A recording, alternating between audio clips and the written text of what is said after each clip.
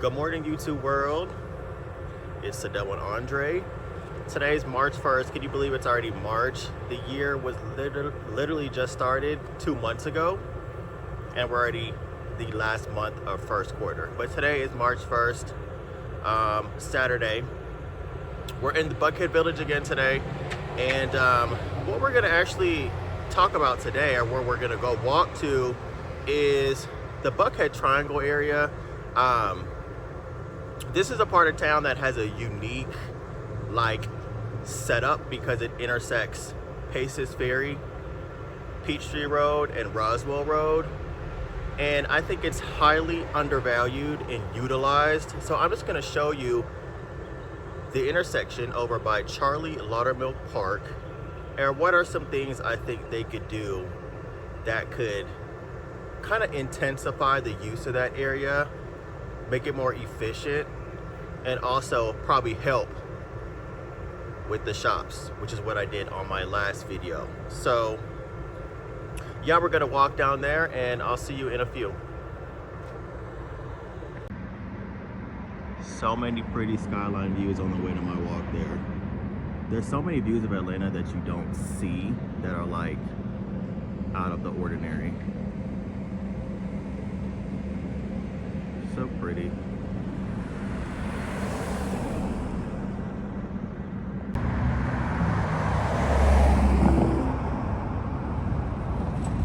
There's the park right there.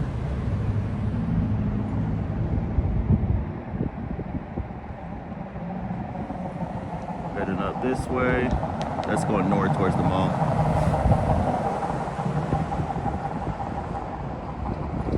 And over Buckhead Village. Buckhead Theater. Little commercial districts. Shops, St. Regis, Whole Foods.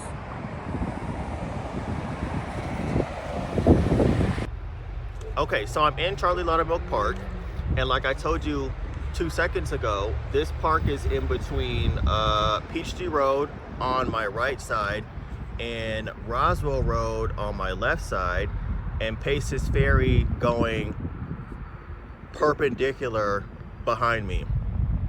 What's really interesting is, while I move this camera, is when you take the fork this way, you go towards the 400 corridor of Atlanta and you start hitting Sandy Springs and Dunwoody.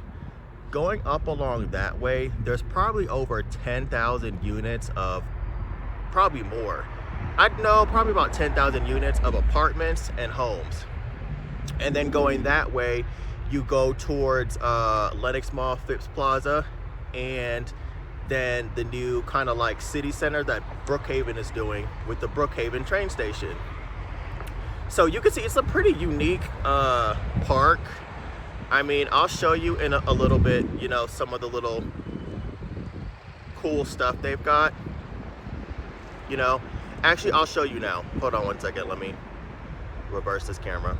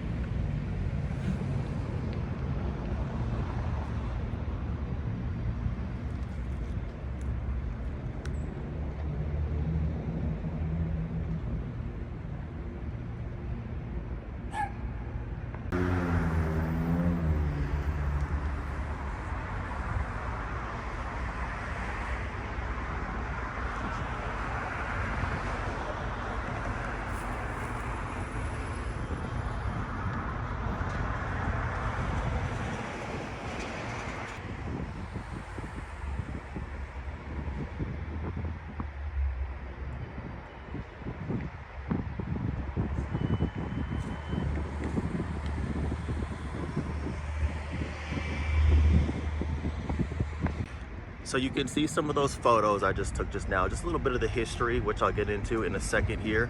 But the park is built on a half an acre, and I mean, they renovated it in 2016. So it's just a really pretty little pocket park.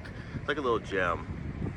You can see these little cut throughs, people moving around, doing stuff. But I'm gonna take a little picture of this piece of art right here. This is so pretty. This is Charlie Loudermilk, and we'll get into that in a second. This guy. Let's just take a picture of. But you see what I mean? This intersection, this is like, you know how you hear in New York they have an area called the Flatiron with, it's like triangular and shaped. This is kind of like that too. I'll just show you in a second. I'm literally in the middle of Peachtree Road. This is crazy.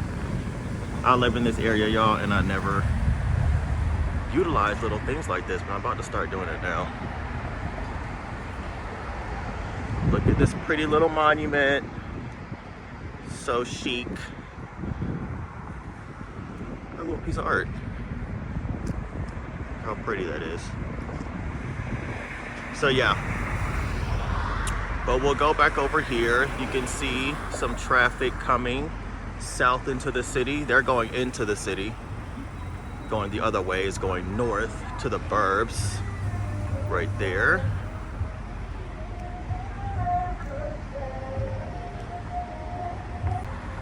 I had to go. That person's music is super loud. Okay, so this is the Buckhead Theater right here. They renovated that, which we'll get into. Charlie Loudermilk helped to renovate that theater to what it is today. You can see they've got events that come here. March 9th, Killer Queen. Stromae was here a couple years ago, and that was an experience for y'all that know Stromae. He's Angolan. He speaks French and Portuguese. I just love Hanover Buckhead Village. It's such a pretty building, and like they get so much sun. Okay, so let's get into the video. I'm gonna do it in front of Charlie Loudermilk. Okay, so I was gonna sit in front of Charlie Loudermilk, but it's really dark in that corner, and over here's better. Okay, so basically, y'all, like I said, let's just get into who Charlie Loudermilk was, and this park clearly is named after him. This story's crazy. It should be literally taught. I remember in 8th grade, we had to take Georgia history. Like we did US history, but then we had a section just for Georgia history, and I don't remember ever hearing this story. But basically, anyway, Charlie Loudermilk was an Atlanta native, okay? He created the billion-dollar company called Aaron's. You know Aaron's rental furniture, where you can rent furniture, blue and white logo? He created that, okay? He was known for his support for Andrew Young.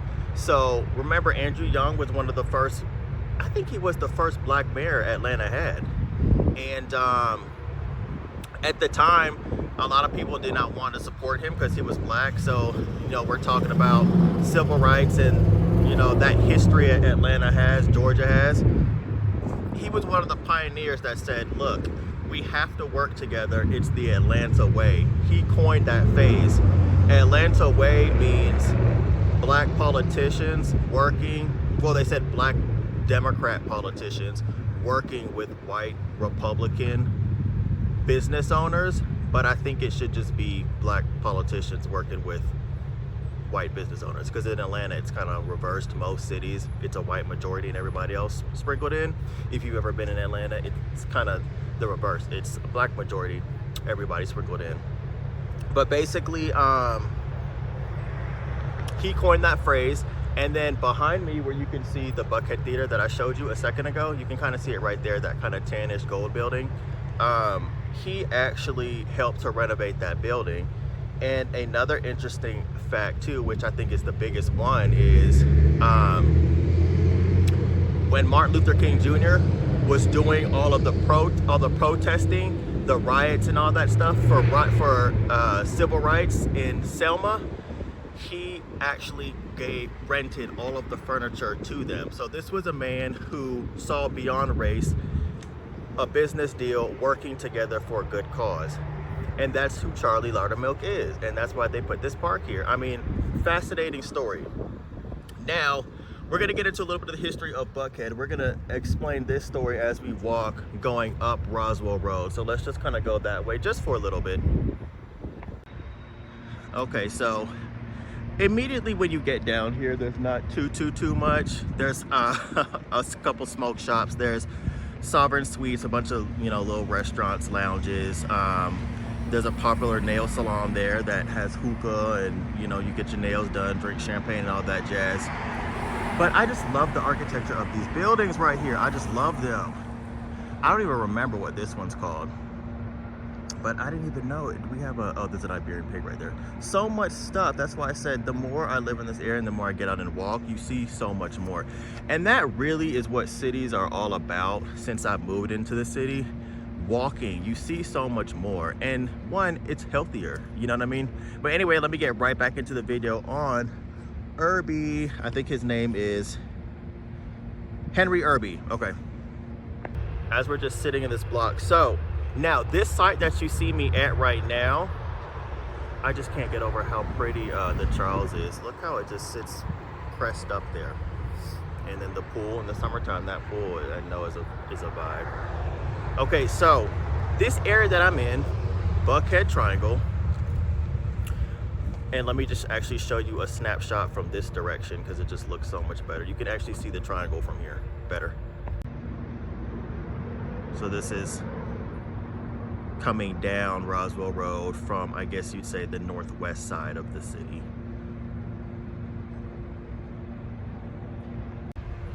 Okay, so basically Buckhead Triangle was basically known as Irbyville at one point. There was a man who was born in South Carolina who moved to Georgia and bought the land here. Now, I'm not sure how much he bought the land for, but if you know a little bit of history and you're from Georgia, you know that Georgia was a place for debtors. So he moved to Georgia, purchased this land, and he built a kind of like a hardware store, and another collection of little shops and stores followed as well, right where the park was. So the area at one particular point was known as Irbyville. But then to bring attention to his shops and like basically, you know, the area, a buck, I guess, is a deer with all the antlers. He basically cut a buck's head off. I don't know if it was cut or if it was shot. That portion is still unknown, and displayed it. Now, notice I say display because people don't know how it was displayed. Was it on a log? Was it on a pole? We don't know. But from doing that, the name caught attention, and whenever people would come to these collection of shops, they basically would say, I'm gonna be going to, you know, the Buckhead, the Buck's Head, which is Buckhead. So that's a little backstory, but as you can see, I think if the city, and sorry, my arm is actually getting tired from holding. It's like the more I do these videos, I need to invest in better equipment. So we'll do this shot here. So as you can see, this area connects, like I said, going on Peachtree, it connects to the malls. Right here is the Village District. That was my last video, which they're rebranding. And then going in this direction up there, where you can see me right there, where Bank of America is, you've got probably over 10,000 units of homes and apartments, all the way up to, you know, I don't even know if you have to go quite far up to 285, but how nice would it be if they actually put a little light rail or something right here? Now, in the States, when people hear light rail, they kind of get turned off because they're thinking, you know, oh, you know, light rail, you know, a lot of people just get turned off when they hear about public or mass transit. But when you think about some of these other cities, I don't know where, I think Zurich, I don't know if that's in Sweden or where it is, but when you hear about some of these countries, Finland, Zurich, and you look at their transportation, you can build a really nice, sleek, modern light rail station that would dump people out right here.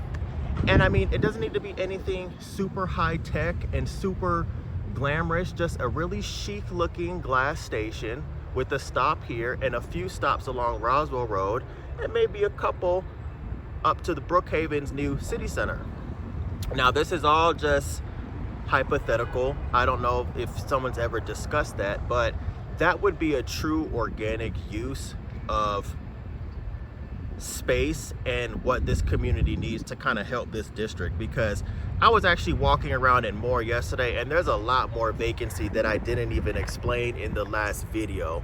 Around the exterior on, I think it's like Boiling Way and North Fulton, they're like little side streets. There's so much vacancy, dude, in that development. So they got to figure something out. And I just think that a light rail station or something unique would be really smart for them to do. They should consider that. I mean, just think about if you lived along Roswell Road in Sandy Springs. Remember, there's over 10,000 apartment units there, and you wanted to come down to this area to do some shopping, you could do that. And think about how much nicer Roswell Road would become with property values and just aesthetically looking, you know what I mean?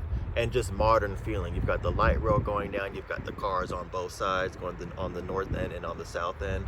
And you're connecting Buckhead to some of the premier inner city burbs, Sandy Springs, and then you're going towards downtown, Midtown actually, Brookwood to be specific, which is another hot area that's, you know, bubbling up, and with, you know, they redid that Piedmont Hospital there and all that stuff. So just some things to think about, you know, and that was the purpose of this video. As you can see, it's getting closer towards 9. More people are coming out. You know, it's gonna be a busy day. It's a nice day. The weather's amazing, so a lot of people are gonna be out. But yeah, you can see what's going on. I think that would be a great thing that the city should do. They should definitely focus on doing some type of little connection here and make it very modern and very fashionable for the neighborhood that it's in. You know, they've got to really start thinking out the box with these things. You know, now will people use it? I think so. I think if they make it trendy enough.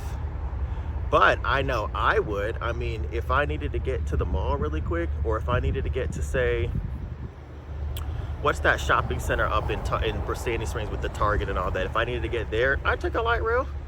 I don't have to drive. Are you kidding me? So something to think about and something that they could do. But yes, as you see, we're headed back now. I just love that little, before they had Michael B. Jordan, now they've got 2 other models right there, but I like that one. That one looks good too. But all right, y'all.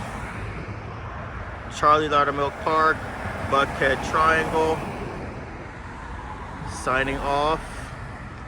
Until the next video.